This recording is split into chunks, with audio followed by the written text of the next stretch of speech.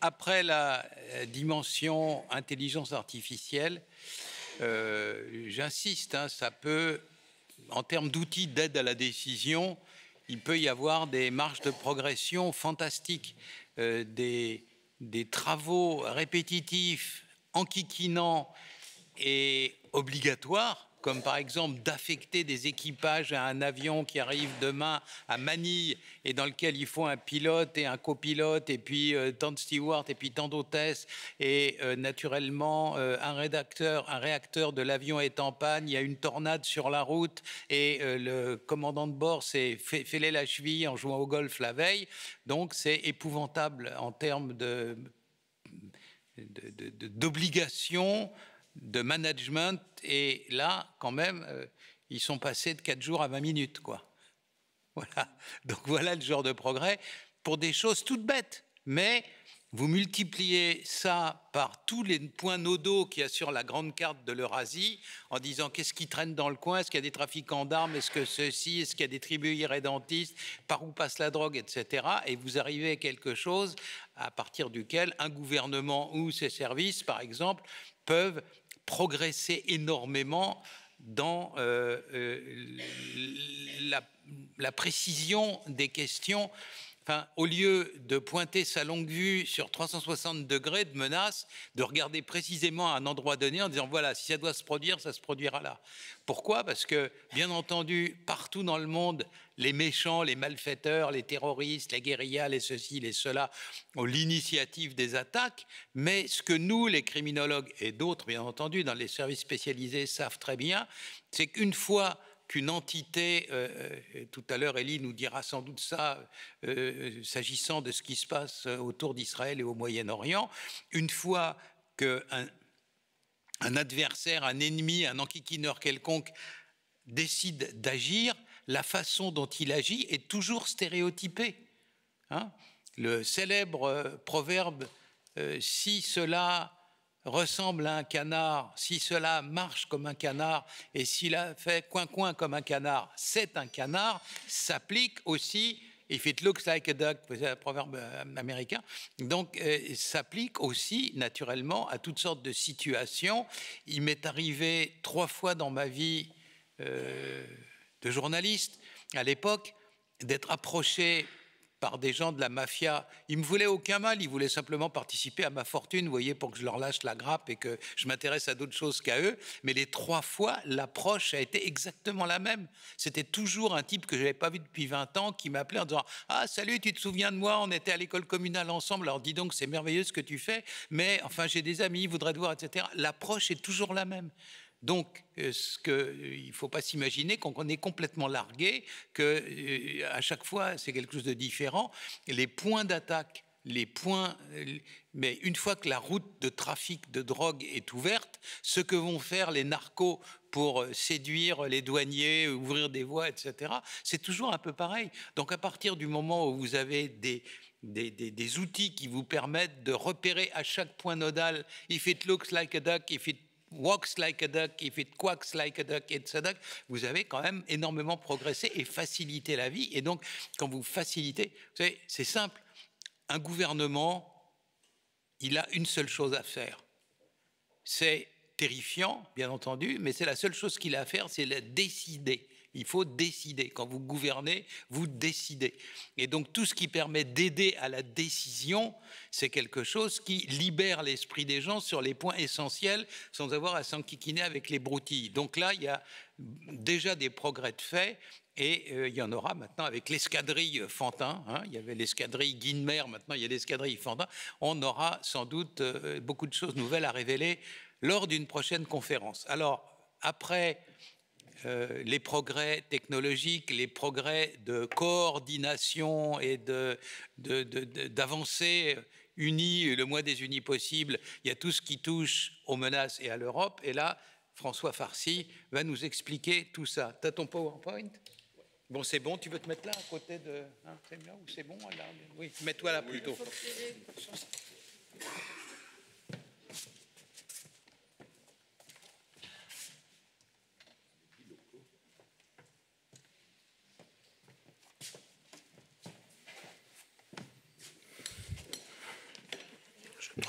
Et là, cette fois-ci, ça va être les deux à la queue leu et les questions ensuite, hein, pour gagner un peu de temps. Donc, d'abord, François Farcy, après ça, Daniel, et puis après ça, vous pourrez poser des questions aux deux qui resteront là. À cheval. Merci. Bon après-midi à tous. Je vais essayer de faire deux choses. J'ai préparé une présentation. Je vais peut-être passer certains slides, mais comme ça, vous aurez le support. Les évolutions du crime organisé. Donc, je vais m'attacher d'abord à peut-être repasser en revue la situation, les dernières évolutions en matière de crime organisé. Alors, on pourrait passer déjà du temps sur la différence entre la criminalité organisée et les organisations criminelles. Donc ici, c'est clairement un axe qui est développé sur les structures criminelles et pas les phénomènes. On parlait ce matin, en parlant des thromboses, du parallèle avec le langage médical, on parle de diagnostic. Et pour faire un bon diagnostic, il faut une image du phénomène et une image de la criminalité, et ici, en l'occurrence, des organisations criminelles. Partant du principe que pour nous, les phénomènes sont les symptômes, les vols, les agressions, les trafics de drogue, et les groupes d'auteurs sont vraiment la cause du phénomène, forcément, puisque c'est eux qui agissent. Alors ça peut devenir aussi avec les évolutions des acteurs parfois plus virtuels qu'autre chose. Et pour reprendre le parallélisme, c'est si vous avez un mal de tête, hein, s'il y a des faits qui sont commis, vous allez chasser derrière le crime. Mais l'aspirine va faire effet pendant 6 heures et après, votre mal de tête revient. Et pour avoir un bon diagnostic, ben, vous devez aller voir un peu plus loin pour savoir si c'est une simple migraine, entre guillemets, ou si c'est une tumeur au cerveau. Donc c'est un peu l'esprit du diagnostic qu'on essaye de faire sur notamment les acteurs criminels qui, ben, en termes de phénomènes, évoluent en permanence, sont souvent opportunistes. Hein, c'est le trafic de drogue, c'est la traite des êtres humains, c'est le vol organisé, c'est le blanchiment, c'est le détournement, c'est la prédation des espèces vivantes, etc. C'est un peu tout, on peut avancer. Alors, si on fait un point actuellement, c'est qu'au niveau du crime organisé, on entend parler beaucoup de mafia, qui est un mot galvaudé. Je renverrai à Clotilde pour les définitions complètes en la matière. Mais les organisations criminelles classiques, elles n'ont pas disparu, elles sont toujours là. Les mafias italiennes, avec actuellement toujours en premier plan la 'Ndrangheta calabrese, qui reste quand même un acteur criminel important et essentiel au niveau international. Nous avons depuis des années, et moi j'en ai suivi l'évolution depuis plus de 20 ans, les clans albanais ou albanophones, parce que ce n'est pas uniquement des Albanais, mais c'est aussi des Kosovars et autre chose. Donc là, il y a vraiment une criminalité organisée qui est plutôt familiale, clanique ou régionale, et qui a, j'ose le dire, conquis le monde, qui est avant tout polycriminel, même si le haut du panier au niveau des clans albanais maintenant surtout focalisé sur le trafic de cocaïne et le trafic de drogue, ou la production de cannabis aussi, mais qui est omniprésent. Et alors je donne un exemple ici, pour avoir travaillé en Belgique forcément, mais avec nos collègues français hollandais dans le fameux projet SkyCC, on s'est rendu compte que plus de 30% des communications qui apparaissaient dans SkyCC étaient en albanais. Donc ça vous donne quand même une idée de l'importance de ces groupes criminels qui sont implantés maintenant non seulement en Europe, et ça fait déjà des années, mais qui maintenant, dans un souci de contrôle de leur filière qu'on dit end-to-end, de la production à la diffusion, on va dire, sont installés partout hors Europe, dans les pays d'Amérique latine, dans les Caraïbes. Ils rachètent des sociétés d'import-export en Équateur. Ils sont présents à Guayaquil où ils collaborent avec d'autres groupes criminels. Et encore récemment, de plus en plus d'informations sur la présence de clans criminels albanais en Afrique de l'Ouest. On a la tradition en Belgique, mais un peu partout, de la criminalité marocaine avec les groupes d'auteurs originaires du Rif, la région de Nador notamment, mais pas que. On a toute cette problématique des bandes criminelles de motards où là, il y a souvent des discussions parce que certains estiment que finalement sont de joyeux lurons un peu parfois violents, mais qui sont finalement pas vraiment des organisations criminelles. Eh bien si, les enquêtes qu'on mène depuis des années démontrent quand même qu'il y a un aspect criminel organisé de plus en plus dans d'autres types de trafics, mais les drogues synthétiques, la prostitution, le racket, l'extorsion, et qui ont par certains côtés eu un aspect très structuré.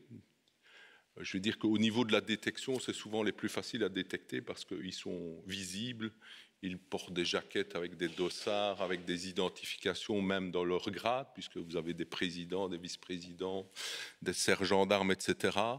Il y a tout un folklore qui tourne autour, mais il ne faut pas se leurrer, ce sont des vrais dangereux, hein, que ce soit les Hells Angels, les Outlaws et autres.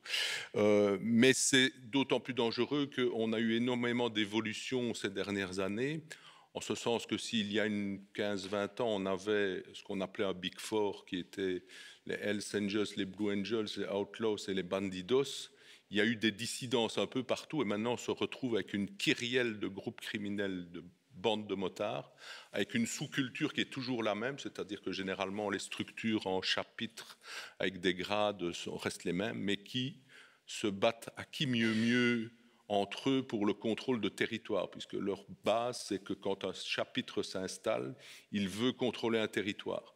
Alors, dans ce territoire, il va contrôler d'abord des groupes de motards non criminels, hein, puisque eux-mêmes s'appellent les 1%, qui sont les hors-la-loi, mais alors aussi commence à mener toute une série d'actions pour le contrôle de la sécurité, s'immiscer dans l'organisation d'événements, racketter différentes structures, voire même des établissements de ce qu'on appelle l'ORECA en Belgique, les cafés, restaurants, hôtels.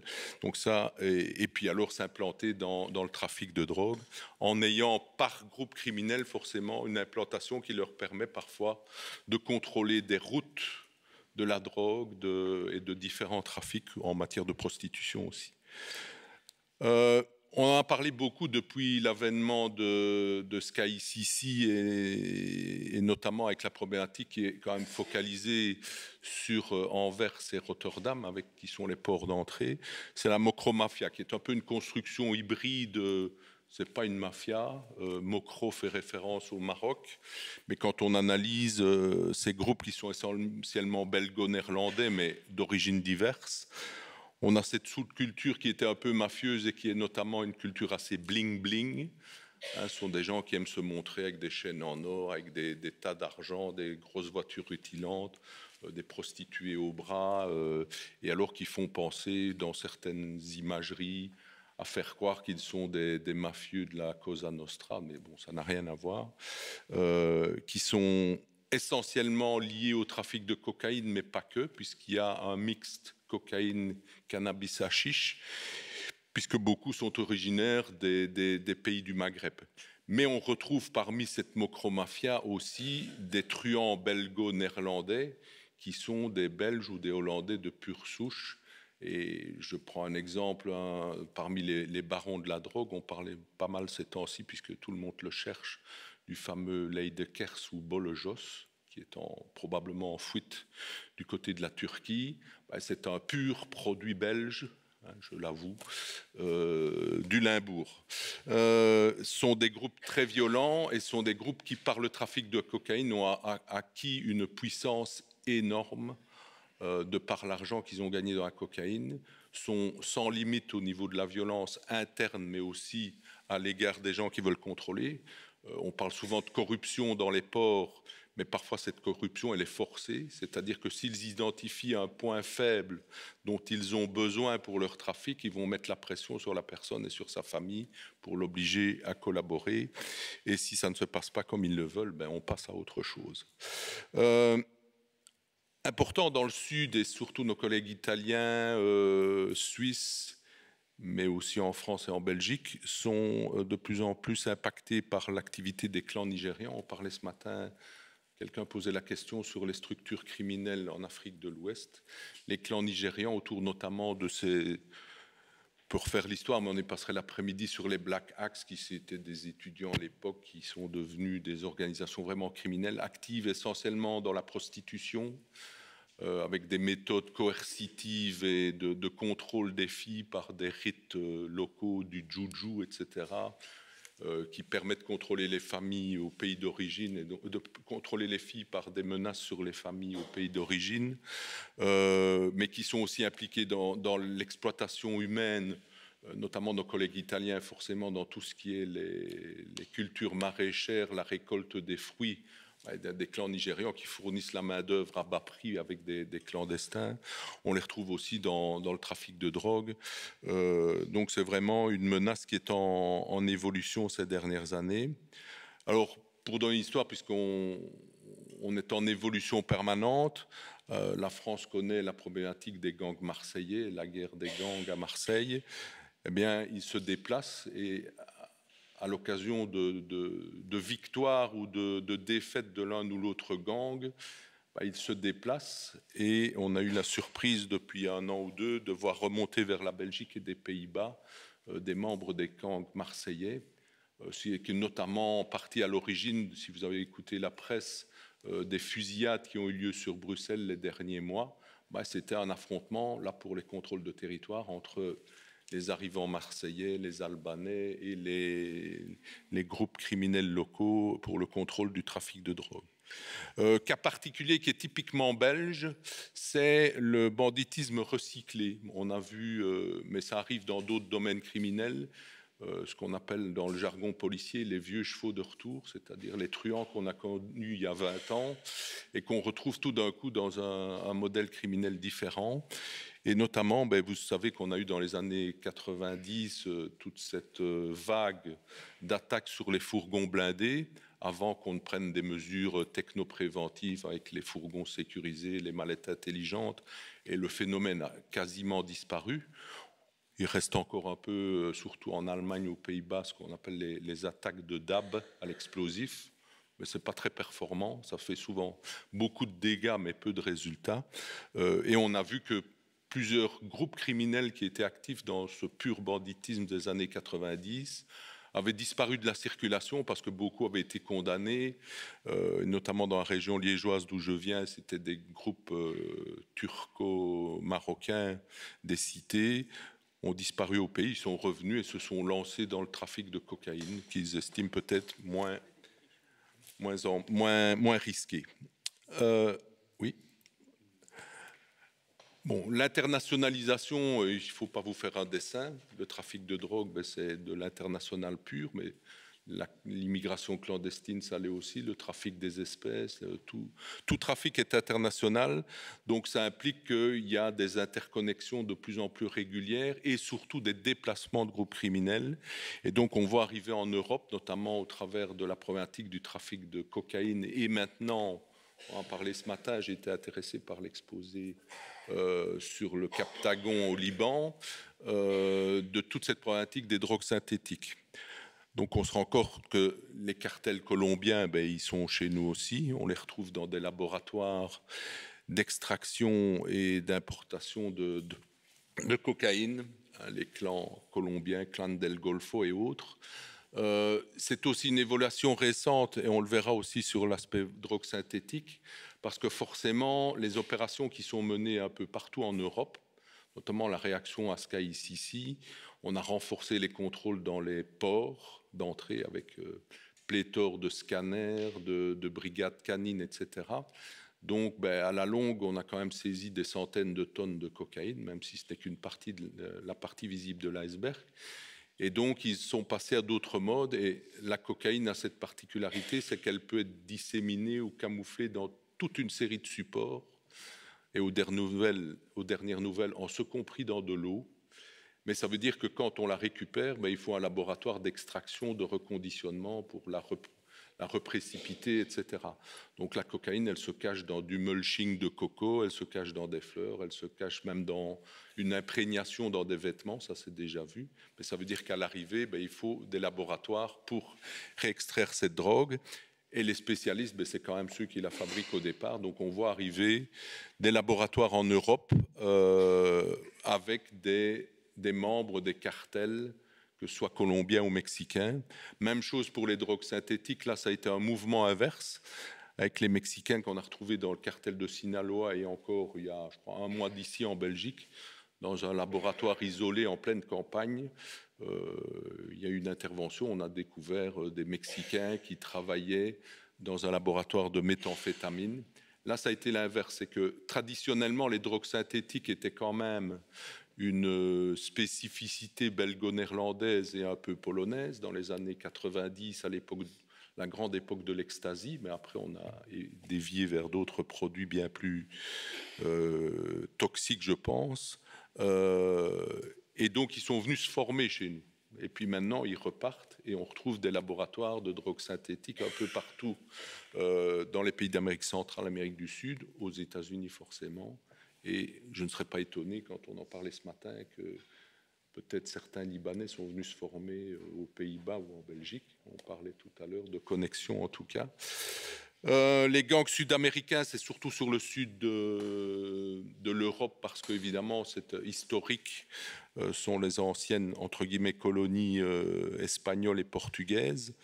Mais on a régulièrement ces gangs que, pour certains, on ne connaît pas du tout, avec la particularité que ce sont souvent des groupes criminels assez violents qui viennent s'installer ou en tout cas ont des activités en Europe pour le bien de leur business.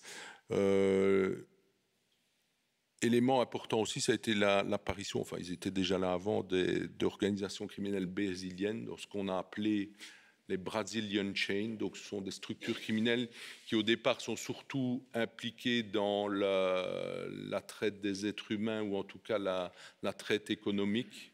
L'avantage, c'est qu'ils arrivent chez nous avec des facilités de migration, puisque vous savez par exemple qu'un Brésilien qui arrive au Portugal a des facilités d'inscription pour recevoir directement des documents. Pourquoi? Parce que historiquement, ancienne colonie, et une fois qu'ils ont des documents européens, bon, on les retrouve un peu partout. Donc on a souvent des gens avec des documents portugais qui sont en fait des Brésiliens camouflés et qu'on retrouve dans toute une série de structures criminelles et surtout dans le blanchiment. Ils sont devenus spécialistes dans le blanchiment à travers des sociétés bidons pour le blanchiment de l'argent, de la drogue, des organisations et des cartels là-bas. On a constaté des liens avec certains structures, je vais dire, narcotrafiquants comme les PCC, les Primero Comando da Capital. Donc ça, c'est aussi une nouveauté, en tout cas en Europe récemment. Généralement, parce qu'on parle d'organisation criminelle, ça c'est la définition un peu du code pénal. La mafia, c'est plus une définition criminologique qui est l'organisation criminelle plus ou suprême. Ce qu'on constate surtout au niveau du fonctionnement des organisations et des structures criminelles, c'est une évolution vers ce que moi j'appelle les joint ventures, c'est-à-dire des associations de groupes criminels. Donc vous avez ce qui est presque un lieu commun, des collaborations entre les clans albanais et la 'Ndrangheta. Mais comme ils ont maintenant une implantation au pays d'origine, ils s'associent aux gangs et aux cartels locaux. Et alors vous avez ces filières. Et c'est pour ça qu'au niveau européen, on a choisi l'appellation High-Risk Criminal Networks, qui est plus large que simplement se focaliser sur la structure criminelle de base, qui associe en plus des commanditaires et des exécutants toute une série de supports, ce qu'on appelle maintenant le crime as a service, c'est-à-dire toute une série d'intermédiaires criminels qui aident à l'objectif final. Donc ce sont des gens corrompus, ce sont des juristes, ce sont parfois des dockers, ce sont des spécialistes en informatique, pour tout ce qui est blanchiment via les cryptocurrencies, etc. Donc c'est vraiment devenu un ensemble. Il y a aussi tout un aspect opportuniste, et on en parlait ce matin avec ces fameuses commandes groupées, c'est-à-dire que si vous avez un fournisseur de cocaïne en Colombie ou en Équateur qui dit voilà, j'ai une tonne qui est prête à partir, ben, certains acteurs criminels n'ont peut-être pas les besoins ou les moyens, et donc ils s'associent, ils font des commandes groupées. Et là, le rôle des brokers et des intermédiaires est encore plus important. Donc vous voyez, c'est vraiment du business internationalisé. C'est une économie criminelle parallèle, avec de temps en temps, évidemment, on le verra après, des jonctions vers l'économie légale. Caractéristique aussi, c'est de plus en plus une corruption et une hyperviolence de certaines organisations, notamment celles qui ont des traditions violentes, Amérique du Sud, groupes criminels des Balkans, et pour lequel forcément les intérêts financiers sont tels que la vie humaine n'a plus beaucoup d'importance. On a vu dans les images de SkyCC, puisqu'ils étaient en réseau fermé et ne se sentaient pas du tout menacés, des images, voire des vidéos qui étaient prises par des exécutants de contrats. Forcément, il m'a détourné 50 kilos, tu vas me l'achever, et je te paye. Et forcément, l'exécutant, pour prouver qu'il a rempli le contrat, il prend une photo du gars au moment où il lui met au plus simple la balle dans le front, au plus compliqué quand il l'a mis sur le grill, sur un sommier de lit métallique avec des batteries 250 volts. Donc ça c'est un peu... Et donc il dit, voilà, tu as vu, j'ai bien rempli le contrat, voilà sa tête, je l'ai coupée, tu peux me payer, c'est fait. Donc c'est un milieu qui est devenu extrêmement violent. Avec recours à des aussi, quand je dis les crime as a service, c'est aussi des structures de tueurs à gages, de récupérateurs de dettes, etc., etc. On peut passer. Ouais. Au niveau plutôt géographique, on connaît tous maintenant, et la Belgique est devenue malheureusement tristement célèbre avec le port d'Anvers, mais il y a Rotterdam. L'équivalence maintenant, l'évolution maintenant, c'est qu'avec toutes les actions menées, les criminels ils s'adaptent en permanence. Et donc, certains commencent à se dire, oui, mais rentrer par Anvers et Rotterdam, il y a de plus en plus de contrôle. On commence quand même à perdre des cargaisons. On se répartit un peu. Contact avec mes collègues français qui me disent, on commence à déguster sur le Havre, en Espagne, en Italie, les ports de la Calabre comme Giao Toro, ça existait déjà avant, mais encore plus. Et alors, ce qu'on oublie souvent, on a parlé énormément des ports. Pourquoi? Parce que c'est là qu'on fait généralement les plus grosses saisies avec les containers de drogue. Forcément, on prend des tonnes en une fois. C'est le trafic via les aéroports. Et les aéroports, c'est des plus petites quantités. Mais alors, moi j'ai l'expérience en étant directeur judiciaire à Liège, qui est une ville où nous avons un des plus gros aéroports de fret européens, d'avoir des lignes directes venant d'Amérique latine, d'Amérique centrale, des États-Unis, d'Afrique et aussi, et là je quitte la cocaïne, de Chine, avec le hub logistique européen d'Alibaba. Donc on a régulièrement, ici au printemps, en une semaine, on a saisi 2,5 tonnes de produits précurseurs pour les drogues synthétiques en 2-3 saisies. Donc il y a vraiment tout ce trafic qui se développe. Il y a le plus petit trafic qui est forcément, comme vous achetez vos vêtements, vos produits de beauté et autres sur Internet, la drogue, ça s'achète aussi sur Internet, à travers le dark web. Et donc, régulièrement, les douanes dans ces aéroports de fret saisissent des colis beaucoup plus petits, mais où un tel a comment. Et là, c'est parfois aussi une porte d'entrée pour des nouveaux produits. En Belgique, on est relativement épargné pour l'instant par toutes les drogues comme le fentanyl, mais ça commence à arriver parce qu'on saisit des colis de personnes qui ont commandé 10 tablettes de fentanyl par Internet et ça arrive par avion et finalement, ça va percoler chez nous quand même. Les communications encryptées, ça c'est évidemment le casse-tête de tout service de sécurité, service de police. En Europe, on a, et je crois que c'est une bonne chose pour la démocratie, mais c'est parfois embêtant, un corps de règles et de législation en matière de règlement général sur protection des données et aussi sur la privacy, qui fait que, même comme law enforcement, on a des limites légales. Et donc, le décryptage des communications, c'est un casse-tête. Ça a été, par contre, dans ces opérations, un vrai révélateur des structures criminelles, je vous l'ai dit, à travers tout ce qu'on a trouvé. Je reviens toujours sur une citation du procureur fédéral à l'époque, lorsqu'on a découvert le poteau rose en 2021, qui était de dire, quand je vois ce qu'il y a sur Sky, ici, j'ai plus besoin d'abonnement Netflix et j'ai plus besoin de regarder Narcos. Il y a tout dessus, c'est la même chose. Ça a été une opportunité, évidemment, de décrypter ces réseaux cryptés, mais malheureusement, c'était une fenêtre assez courte. La nature ayant horreur du vide, une fois que ces réseaux cryptés ont été démantelés, on est vite passé à autre chose. Et voilà. Alors, il faut savoir aussi, parce que parfois, ça fait un focus. On a parlé dans la presse, on en parle encore aujourd'hui de ces réseaux décryptés. On se rend compte qu'il y a quand même toute une série de réseaux, de groupes criminels qui ne sont pas apparus dans ces dossiers Sky, EncroChat et autres, ce qu'on appelle en anglais les Intel Gaps, donc les failles dans l'information. C'est toute une série de phénomènes criminels. Le trafic des êtres humains apparaissait très peu dans ces réseaux cryptés, les vols organisés, la fraude sociale organisée, la cybercriminalité finalement très peu, sauf dans le volet blanchiment, fausse monnaie, et alors toute une série d'organisations, par exemple les mafias italiennes qui sont quand même très traditionnelles, ben le haut niveau de la mafia italienne utilise très peu ce genre de choses. Je ne dis pas qu'ils sont encore... Parfois, j'ai tendance à dire que c'est une criminalité organique parce qu'ils sont vraiment entre eux. Mais un vieux parrain de la mafia, vous avez peu de chances de le coincer sur les réseaux cryptés. Et donc, ça apparaissait très peu. Par contre, leurs collaborateurs et les autres réseaux, certainement. On peut passer. Oui.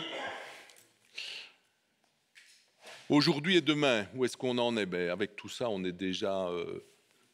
pour les collègues ou les gens qui travaillent dans les services de police, de justice ou de renseignement, on n'est pas au chômage demain, ça c'est clair. Qu'est-ce qu'on constate aujourd'hui? Comme je dis, la nature a horreur du vide, donc on est dans le business as usual. Je l'ai dit, les évolutions géographiques, des routes qu'on a sous-estimées, notamment par l'Afrique de l'Ouest, les ports et les autres ports et les aéroports qui prennent de l'ampleur. Alors, où ils ont été affaiblis, c'est par le fait que beaucoup de réseaux criminels avaient mis tous leurs œufs dans le même panier en utilisant les réseaux comme EncroChat ou SkyCC. Ce qu'on constate maintenant, c'est que c'est séquencé, c'est cloisonné. Donc ils utilisent des réseaux différents suivant que ce sont les commanditaires, les logisticiens, les financiers, etc. Donc ce qui nous rend évidemment le travail encore plus compliqué. On estime au bas mot à une vingtaine de réseaux cryptés qui sont utilisés par les réseaux criminels organisés maintenant.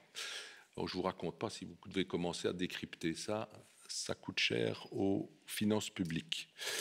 Recours aux violences envers les autorités, on a quand même eu, après ces dossiers-là, ils sont un peu rebiffés. Hein. Vous savez qu'on a eu, et ça a quand même été avéré, cette tentative d'enlèvement du ministre de la Justice en Belgique. On a eu des avocats et même des scientifiques qui ont été menacés, avocats abattus aux Pays-Bas.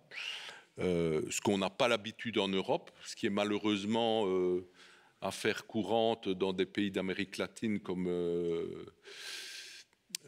l'Équateur, par exemple. Hein. Encore récemment, il y a 15 jours...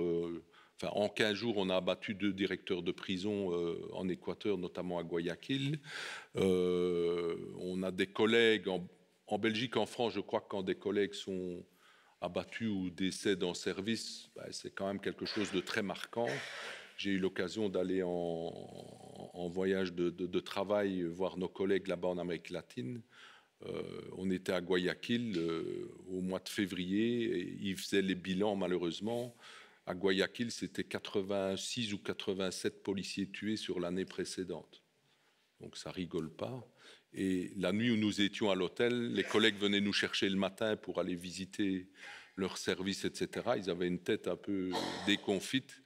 Ils avaient retrouvé un de leurs officiers décapité dans le port de Guayaquil pendant la nuit. Donc ça vous donne une idée des poètes auxquels ils ont affaire là-bas. L'effet aussi, ça a été un certain nombre de guerres de succession et de guerres de territoire, parce que quand on fait le vide, de nouveau, il y en a d'autres qui arrivent. Ça a été notamment le cas avec ces guerres de territoire à Bruxelles entre les Marseillais, les Albanais et les autres. Et alors, ce qu'on constate, sur lequel on n'a pas travaillé beaucoup, mais on essaye maintenant, notamment avec le développement de ce qu'on appelle l'approche administrative, c'est de mettre des barrières pour contrer l'infiltration de l'économie illégale ou semi-légale. Parce que forcément, quand vous avez acquis des capitaux à ce point important, vous avez envie quand même à un moment donné, pour certains en tout cas, de se construire une façade plus plus correcte. Et donc, vous commencez à investir dans certaines entreprises, dans certains établissements, dans l'immobilier, etc. Je donne toujours l'exemple, le volume de construction en Albanie, il est astronomique. Avec le problème, c'est qu'il n'y a pas grand-chose qui est contrôlé, mais bon, ça c'est autre. Et donc, il y a à un moment donné cet investissement dans l'économie pour lequel on doit développer d'autres solutions. Nouvelles filières, j'en ai parlé, les laboratoires d'extraction qui prennent parfois le pas sur l'importation de briques de cocaïne, par exemple. Les drogues synthétiques en pleine explosion avec les amphétamines, méthamphétamines, avec des nouveaux acteurs. Et alors, ça c'est aussi le point névralgique, c'est dans le cadre de la lutte contre le blanchiment, la priorité Follow the Money, qui est une priorité européenne. Ce sont toutes les filières de plus en plus complexes et internationales de blanchiment, notamment via les crypto-monnaies, cryptocurrencies, avec notamment des allers-retours via toute une série de réseaux vers la Chine et les Émirats arabes en partie. Alors, qu'est-ce qu'on fait d'autre? On essaye d'agir au niveau national, ça c'est clair, mais on se rend compte, et je crois que c'est essentiel, c'est que la coopération policière internationale est devenue incontournable. Ça progresse, mais on se rend compte qu'on est quand même assez faible là-dedans, malgré la mise en place déjà depuis 20 ans d'Europol, Interpol, Interpol qui est par certains côtés quand même une vieille dame qu'il faut moderniser. Et ils y sont occupés maintenant par le développement d'outils de connexion et d'échange d'informations modernes. Il faut savoir que jusqu'il y a peu, encore maintenant, beaucoup d'échanges d'informations au niveau Interpol se font par simple mail. Et vous avez des gens dans une permanence 24 heures sur 24 à Interpol Lyon ou ailleurs qui passent leur temps à cliquer sur des mails, à dire ah oui ça il faut l'envoyer là, ça il faut l'envoyer là. Donc on n'a pas une gestion intégrée comme ça. On a la chance, ce qui existe à Europol avec le système Siena. Donc au niveau européen, il y a plusieurs projets. Il y a Europol qui est la structure, j'aurais dû inverser les slides, mais bon. Et alors il y a surtout un développement énorme de projets qui sont supportés par la Commission européenne, ce qu'on appelle les ISF, les Internal Security Funds. Donc ce sont des fonds de sécurité pour lesquels il y a des appels d'offres et il y a toute une série de projets qui peuvent être rentrés. C'est assez complexe parce qu'il faut remplir un cahier des charges qui est parfois à rallonge. C'est surtout complexe pour les unités opérationnelles parce qu'on a autre chose à faire que de passer son temps à remplir un cahier des charges. Mais en attendant, c'est quand même efficace et ça permet pour beaucoup de nos pays qui sont un peu en déficit budgétaire ou à la chasse à des budgets. Oui. Donc là-dessus, on a notamment un exemple, c'est le projet Aton, toujours dans le cadre du crime organisé, qui est un projet qui a été financé par la Commission européenne, qui est piloté par les Italiens de la DIA, la direction anti-mafia italienne, et qui regroupe maintenant, vous voyez, 46 agences law enforcement, la plupart des pays européens ou des pays associés. Il y a même le FBI, la police australienne, etc., brésilienne, et pour lequel on a des supports qui sont directement, donc pour dire que les projets, ce n'est pas toujours du vent ou des usines à gaz, mais c'est aussi du très concret. Et moi, je le vis au quotidien en étant membre du core group.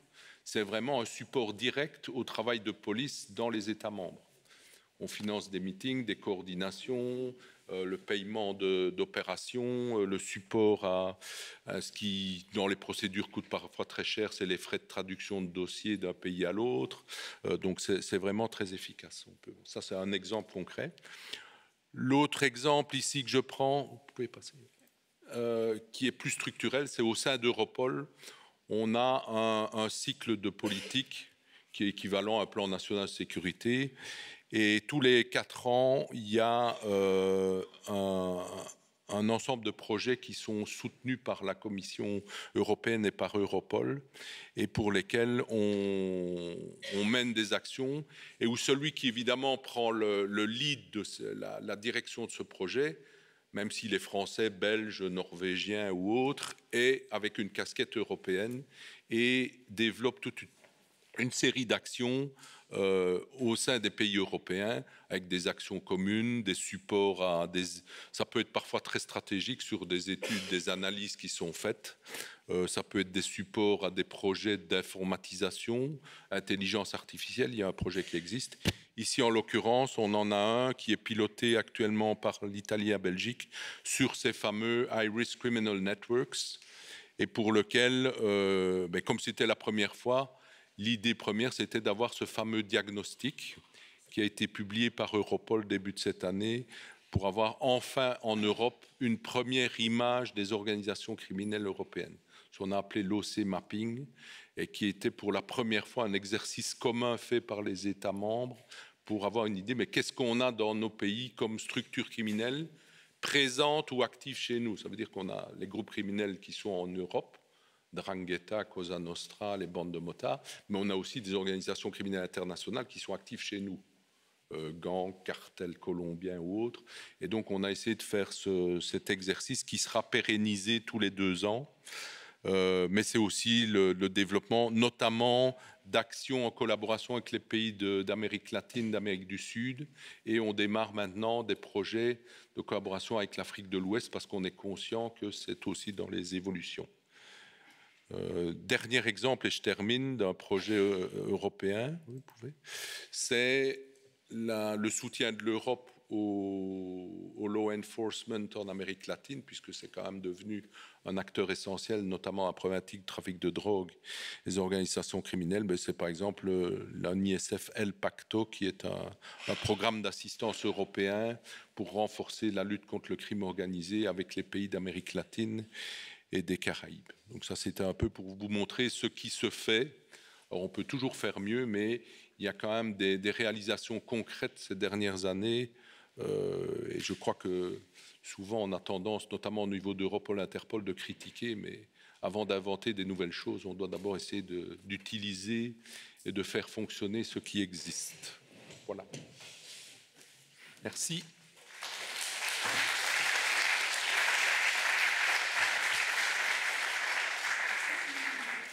Dernier de la série, donc Daniel Dory, et après ça, la suite sera à la table ronde et à la partie de présentation des thésards. Voilà.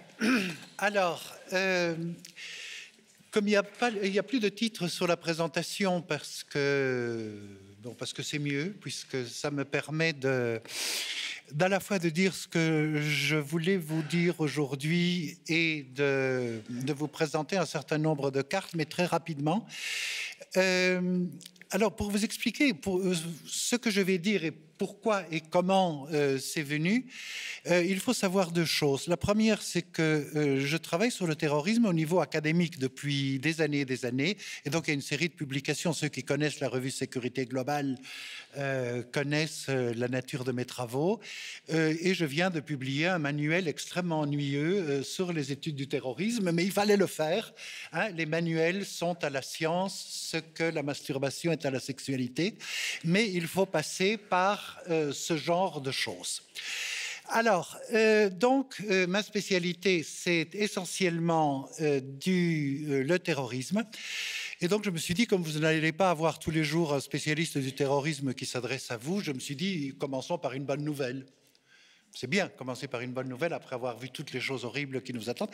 Alors, la bonne nouvelle, c'est évidemment qu'il y a des bonnes raisons de penser que le terrorisme au sens strict, technique, que je vous décrirai après, est en voie de diminution et il y a tendance à diminuer. Ça, c'est plutôt sympa. Bon, comme on est réaliste, après, je suis obligé de vous dire que ce qui vient est beaucoup pire. Bien. Alors, pourquoi ? On part de 2 faits. Le premier fait, c'est le 7 octobre, fait important, milice, Hamas. Et le deuxième fait intéressant, je vais vite parce que je veux me parler plus en détail de certaines choses. Le deuxième fait, c'est le sabotage des lignes TGV le 26 juillet de cette année, avant les Jeux Olympiques. Pourquoi c'est intéressant ? Parce que ces 2 phénomènes nous mettent en présence de 2 formes d'organisation. Je répète, moi je ne m'intéresse pas aux criminels, parfois quand ils empiètent sur mon terrain, hein, mais généralement les terroristes n'aiment pas trop travailler avec les criminels parce que c'est des gens qui fonctionnent par la prédation pure, c'est pas des frères. On a deux formes d'organisation. On a une première forme d'organisation qui sont les milices. Et les milices, curieusement, est un sujet très peu étudié, alors que l'on a sur le terrorisme, entre guillemets, parce qu'il faut être d'une prudence extrême sur le terme, on a une connaissance qui est très vaste. On a 50 ans de travaux dans des terrorism studies sur lesquels on a un fond sur lequel s'appuyer et des méthodes dont je vous montrerai quelques aspects tout à l'heure. Alors, on a ça, et puis on a une nébuleuse, qui est une nébuleuse d'extrême gauche, écolo, anarcho, et des tas de bidules en plus, qui sont transsectionnels et qui rassemblent toutes sortes de luttes et avec des possibilités de dérives violentes. Et on ne fait que retrouver l'illégalisme des anarchistes de la fin du XIXe siècle. C'est-à-dire on ne trouve pas le monde du terrorisme et comme le monde de la criminalité, il est rond, on fait un tour et on se retrouve avec les mêmes, avec bien sûr une technologie meilleure, mais avec une technologie qui, dans le cas du terrorisme, a tendance à être rudimentaire, de plus en plus rudimentaire, c'est-à-dire qu'on passe des bombes sophistiquées, certains réussissent à le faire, à l'instrument qui, à mon avis, résume ça bien, c'est le couteau à huître, à part les voitures, etc. Le couteau à huître, si jamais vous avez essayé d'égorger quelqu'un, ça fonctionne très très bien, vous n'êtes pas gêné par les vertèbres, c'est pas cher, vous pouvez l'acheter à un prix qui défie toute concurrence. C'est une invention, c'est une innovation rudimentaire, de la même façon que au niveau des choses récentes, le beeper, c'est génial, c'est rudimentaire, ça marche très très bien, ça peut avoir quelques ennuis. Donc je vous raconte ça. Et je termine avec cette introduction, parce que j'ai été amené à rencontrer le terrorisme à la fois quand j'étais en fonction de gouvernement dans mon pays, qui est la Bolivie, et où nous avons eu une incursion du Sentier Lumineux, qui sont des Péruviens, mais qui sont venus tuer chez nous. Et donc, pour des raisons que je vous passe, j'ai été chargé de coordonner un certain nombre de services qui, comme d'habitude, n'existent pas. Et il était nécessaire d'expliquer aux gens du Sentier Lumineux que ce n'était pas une bonne idée de venir tuer chez nous, et que nous avions des gens qui pouvaient leur poser des questions extrêmement gênantes dans des conditions de commodité douteuses. Bien, donc ça s'arrange très bien, ils ont compris.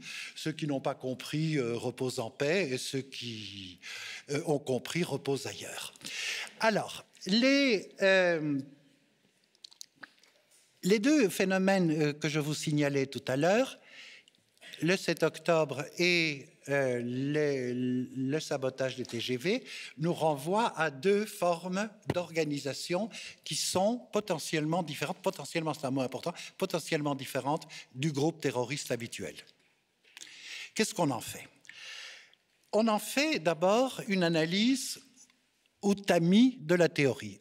On est d'accord pratiquement entre les chercheurs spécialisés sur le terrorisme sur une chose. On est en désaccord sur des tas d'autres choses parce qu'on ne s'aime pas trop, parce qu'on considère que les collègues blablabla, mais ça c'est dans toute spécialité, les urologues et nous aussi. Mais on est généralement d'accord que le terrorisme, si on veut le définir en une phrase, est une technique violente de communication. Il y a terrorisme dès le moment où il y a un message et des auditoires à qui on veut faire passer le message. Donc, ça, sur cet accord qui est la base de ma théorisation, mais de tas d'autres chercheurs, hein, on est d'accord là-dessus. Pour qu'il y ait du terrorisme, il faut communiquer. Et donc, la question un petit peu taquine que je pose maintenant, c'est et quand on n'a plus envie ou besoin ou de capacité de communiquer, qu'est-ce qui se passe? Est-ce que c'est toujours du terrorisme ou est-ce que c'est autre chose? Je peux commettre un acte terroriste, par exemple l'attaque du 7 octobre autour de Gaza. c'est une attaque hybride, multiforme, etc., avec une composante terroriste, c'est-à-dire qu'on va prendre des otages classiques, et puis avec les otages, on va essayer de négocier. OK, on est en terrain connu. Après, il y a tout un côté militaro-technique qui dépasse, mais là, il y a dans cette attaque-là des actes terroristes absolument clairs. Parce qu'il y a quelque chose à négocier, parce qu'il y a des interlocuteurs, parce qu'il y a des tiers, parce qu'il y a des puissances intéressées, etc. Et un deuxième aspect sur lequel les chercheurs sur le terrorisme sommes assez d'accord, c'est que cette communication vise essentiellement à polariser la société, ou à polariser les sociétés. Et donc, c'est un processus dans lequel, par la logique même des dynamiques et des campagnes terroristes, on a de moins en moins d'espace de négociation. Donc, deuxième petite question taquine, qu'arrive-t-il lorsque la polarisation est telle que cet espace de négociation n'est plus possible, n'est plus utile, n'est plus réalisable dans les conditions antérieures? Est-ce que la violence disparaît? Non, mais elle devient différente. Alors, pour savoir en quoi ça devient différent, il faut commencer par bien analyser le terrorisme. Et ça me permet de vous montrer un certain nombre de cartes. C'est joli comme transition, hein? Et donc, ici, je vous montre des cartes qui sont prises au hasard dans la recherche. Celles qui sont intéressées peuvent regarder ce que nous publions avec Hervé Théry dans Conflit, dans Sécurité globale, excellente revue, etc. Enfin bon, on a publié des centaines de cartes sur l'analyse du phénomène terroriste. Ici, on a alors là, on a l'analyse du Burkina Faso qui avait été intéressant parce qu'on a mis au point un mécanisme mathématique dont je vous dispense les formules qui permet de calculer les centroïdes, c'est-à-dire les barycentres, et on calcule par période les barycentres et on peut savoir... On peut prévoir avec un degré raisonnable, mais ça marche très bien, sachant que les djihadistes du Burkina lisent peu nos travaux. Donc, on a une bonne prédictivité sur la descente, et l'attaque de Solane, sur laquelle on a publié quelque chose, ça vous le trouvez sur Internet, montre bien comment les barycentres, et là on a les Solane et la suite. Une autre carte... là, c'est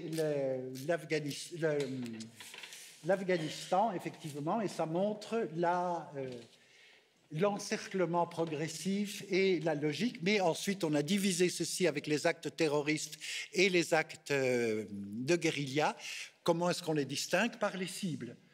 Les actes terroristes sont principalement, entre guillemets, des civils et des infrastructures de cette nature, alors que les actes de guérilla, c'est plutôt des infrastructures policières, militaires et administratives. Ceci a une cohérence et ça permet de détecter avec un proxy raisonnable des milices de groupes qui sont plus ou moins terroristes. Ensuite, une carte suivante. Voilà, ici on a des groupes, ça vient d'une étude, c'est pourquoi j'ai suivi bien les petits facétieux du TGV, et on va publier dans le prochain numéro peut-être de Conflit une carte là-dessus. On a essayé avec notre base de travail, c'est la Global Terrorism Database, qui est la meilleure essentiellement parce qu'il n'y en a pas d'autres. Et donc on travaille là-dessus en faisant des screenings, en faisant des captures de données spécifiques, parce qu'on peut travailler de façon très très avancée là-dessus, et puis on les met dans quelques modèles mathématiques rigolos, et ça produit ceci, et ça permet de voir par exemple que dans une mouvance animaliste et dans une mouvance environnementaliste, ils sont distribués de façon différente avec la séparation de l'Atlantique. Carte suivante. Ça c'est le Hamas. Donc, la première des choses que l'on fait lorsque l'on a une organisation dont on nous dit qu'elle est terroriste, c'est de regarder son empreinte spatiale. Et son empreinte spatiale, c'est ça. C'est-à-dire le Hamas concerne la Palestine, les territoires occupés, Israël, point. C'est un point important. On commence toujours par dire à quoi ressemble la bête, et la bête ressemble à ça. À partir de là, on commence à faire des analyses.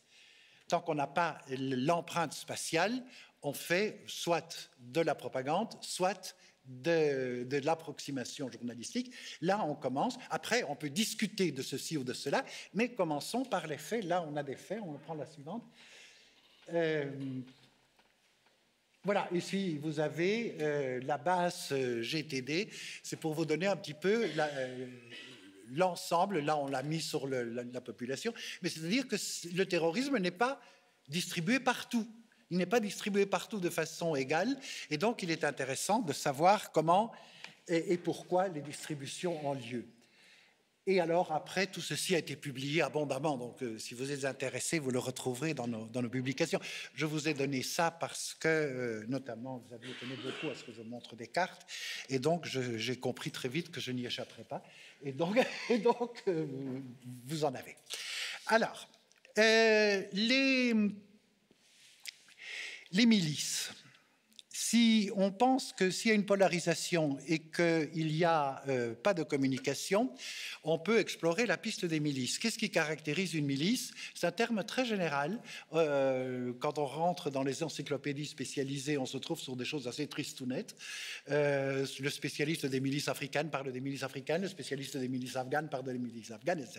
Bon, une milice, c'est fondamentalement une organisation armée, hiérarchisée, publiquement connue, qui est reconnaissable par un bandeau, un uniforme, ce que vous voulez, et qui n'est pas clandestine, ou dont une partie essentielle n'est pas clandestine. Avec ça, vous avez le plus petit commun dénominateur.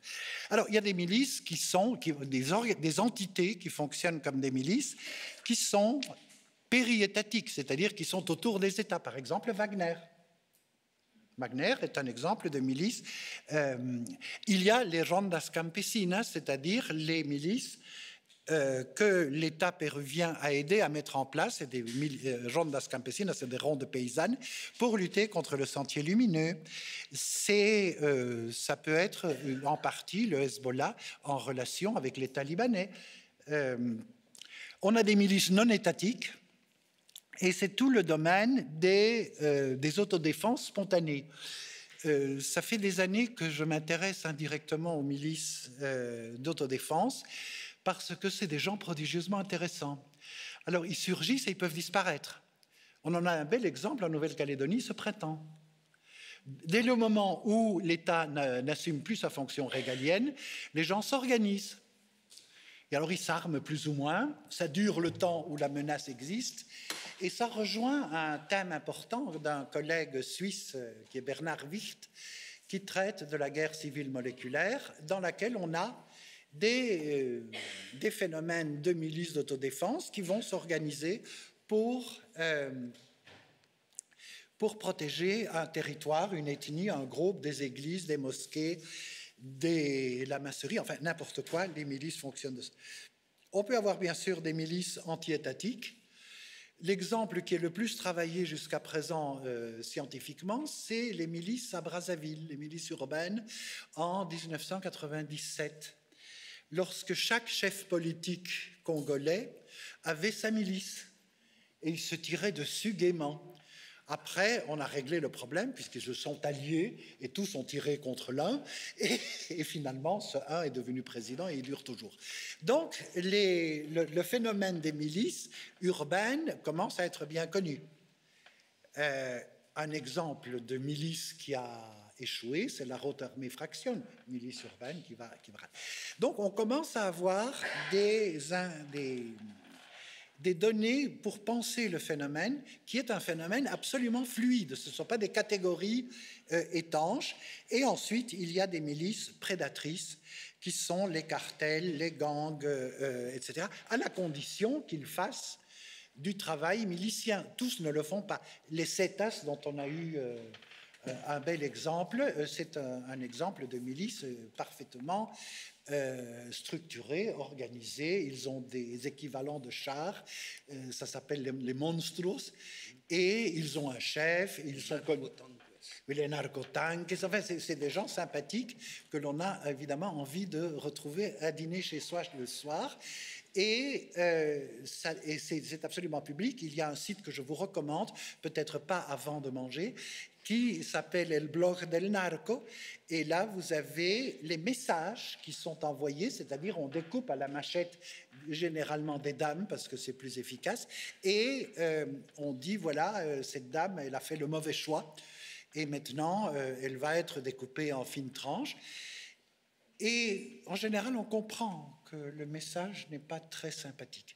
Donc, on a ces organisations-là, on a des groupes fluides FARC, on a des entités criminelles, mais quand elles sont tout à fait criminelles, généralement, elles essayent de passer en dessous des radars. Ce n'est pas le cas, par exemple, des maras centra-américaines. Et les maras centra-américaines étaient publiques à San Salvador, jusqu'au moment où Bukele les a mis en tôle. Mais avant, on avait des dizaines de morts par mois. Enfin, c'est des gens sérieux. Alors, le phénomène milicien, d'une part, c'est la privatisation de la guerre, avec les compagnies militaires qui interviennent aussi. Ces gens-là ne sont pas, et c'est pourquoi je vous en parle maintenant, dans une réflexion sur l'avenir du terrorisme, ce ne sont pas des gens qui, spontanément, envoient des messages.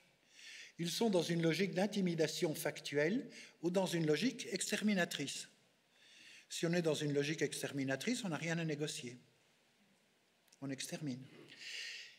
Il y a ensuite un phénomène de... Ça, c'est la privatisation, et il y a la civilisation de la guerre, c'est-à-dire l'aspect irrégulier, l'aspect asymétrique et l'aspect total de la guerre moléculaire faite par des nébuleuses. Et ça, on a ce modèle depuis les années 80. Ça s'appelle la Leaderless Resistance aux États-Unis. Ça vient du milieu de la droite radicale et ça a été repris par les gens de l'islamisme djihadiste, avec un Syrien qui s'appelle Al-Souri, comme il se doit, qui a fait un texte très long expliquant ce qu'il fallait. Ce n'était plus l'organisation, c'était la lutte nébuleuse, c'est-à-dire sans leader, passant par Internet, bien sûr, donnant des consignes, mais des gens qui ont les mêmes aspirations ici au califat, par exemple, peuvent se réunir dans une attaque moléculaire. Et ça, c'est un point important de ce qui vient, et c'est pourquoi je vous dis que ce n'est pas nettement mieux que le terrorisme classique, c'est que le front, qui déjà était ubiquitaire dans la guerre irrégulière, mais le front est reporté à la peau des gens, c'est-à-dire aux individus, puisque c'est moléculaire, c'est le coup de couteau par un individu qui sort à la Akbaré parce qu'il a mal digéré son couscous et qui va couper la jugulaire de quelqu'un. Voilà, ça c'est la guerre civile moléculaire. Elle est intimidatrice et elle est exterminatrice. Conclusion, comme ça je suis dans les temps, conclusion. Le grand risque face à ce phénomène, c'est d'une part de ne pas le réfléchir au niveau d'hypothèses. Ce que je vous ai donné là, ce sont des hypothèses. C'est basé sur un certain nombre de biscuits que je mettrai en détail. Ceux qui lisent mes textes dans Sécurité globale savent que je mets une abondante bibliographie de façon à ce que les gens puissent y retrouver ce qu'il faut. D'une part, c'est une hypothèse, mais c'est une hypothèse qui est fructueuse. Le deuxième risque, c'est de considérer que ça n'a pas lieu et que l'on peut continuer plutôt à piloter la lutte contre les violences qui viennent en regardant exclusivement le rétroviseur. Puisqu'on sait faire de l'antiterrorisme, faisons de l'antiterrorisme et il suffit de décréter que notre ennemi forcément est terroriste. C'est pas aussi simple. Et quand on considère trop souvent que notre ennemi est que terroriste, après on se réveille à l'aube du 7 octobre avec des soucis. Parce qu'on vivait sur le modèle de tondre l'herbe, de tondre le gazon. Mais ça marche, ça, je le répète souvent, ça marche très bien à la condition que ce soit du gazon. Quand ce n'est pas du gazon, on casse la tondeuse. Alors, essayer de prévoir, c'est-à-dire les signaux faibles, les tendances, c'est ça les signaux faibles. C'est ça les tendances qu'il faut observer. On a des outils qui sont de plus en plus inventifs et de plus en plus banals. On vient de publier avec Anne-Laure Bonnel, qui est ici, un papier dans le dernier numéro, je pense, de Sécurité Globale, sur l'utilisation du smartphone pour terroriser les gens du Haut-Karabakh. Ça marche très très bien. On a publié des photos de cadavres, donc je vous invite à lire ça parce que c'est quand même bien. Et on a des photos de cadavres tels qu'ils étaient diffusés dans les milieux. C'est-à-dire, là, on est encore dans la communication, on est dans le terrorisme, mais avec un outil d'une banalité extrême. Hein? C'est-à-dire, on est dans une transition dans laquelle on a des signaux faibles qui nous arrivent de différents côtés, et il faut essayer de repérer les tendances. Et pour repérer les tendances, il faut procéder à un exercice schmittien de base, c'est-à-dire définir l'ennemi, nommer l'ennemi et comprendre la logique de l'ennemi. C'est à ça que sert la recherche stratégique en général et la recherche sur le terrorisme, qui est, à mon avis, l'une des parties les plus, je ne dirais pas amusantes, parce que ce ne serait pas le terme, mais une partie en tout cas extrêmement addictive, parce que c'est un domaine dans lequel on a tellement de choses à apprendre, on a tellement de choses qu'on ignore, on a tellement de choses qui nous surgissent constamment parce que le réel nous apporte des données que c'est vraiment très addictif. Alors j'explique ça aux étudiants lorsque je commençais mon cours en disant que finalement la recherche sur le terrorisme était l'un des rares domaines où les chercheurs s'éclatent autant que leurs objets. Merci beaucoup.